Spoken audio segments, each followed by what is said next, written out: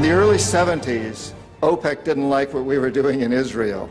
Same old story. And so they cut off our oil supplies.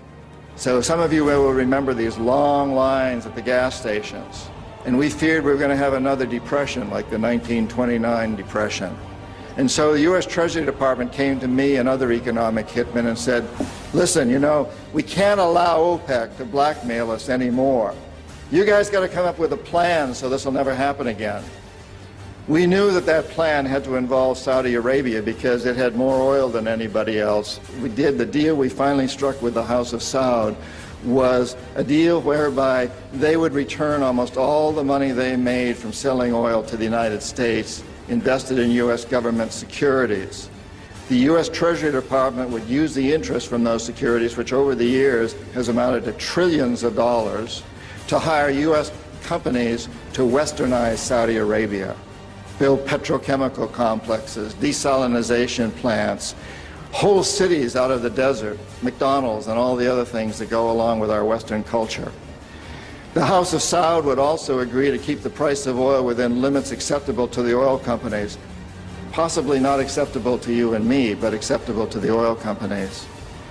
And this is very, very important. They agreed that they would never, ever sell oil for anything other than U.S. dollars. It was an amazing deal, the deal of the century. It was history-making, incredibly powerful deal that we struck with Saudi Arabia. The corporatocracy looked at this as an incredible success. I had done my job. We economic hitmen did a great job with that one.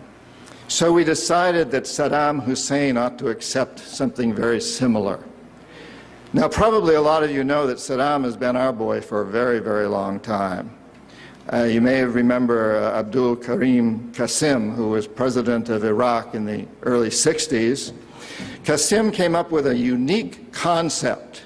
He said, Iraqi oil ought to go to benefit the Iraqi people. How novel is that?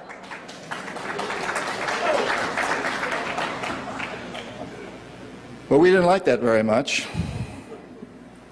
He began to tax the oil companies, particularly the British and some American companies, and threatened to nationalize our oil companies. And so we decided that Qasim had to go. The CIA sent in an assassination team. It was headed by a man who was still going through high school, an Iraqi citizen who was still going through high school. They riddled Qasim's car with bullets on the streets of Baghdad and missed him. The head of this assassination team was wounded and fled to Syria. His name was Saddam Hussein. He was a CIA agent in those days, an assassin for us. He failed. He was our boy. He was our man.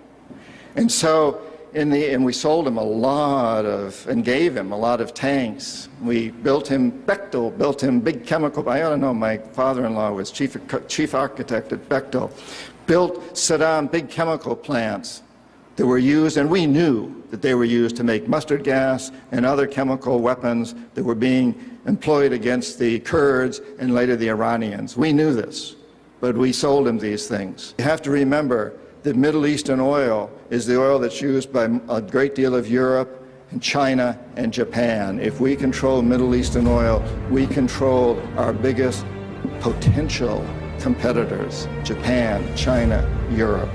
So it's very important that we do that.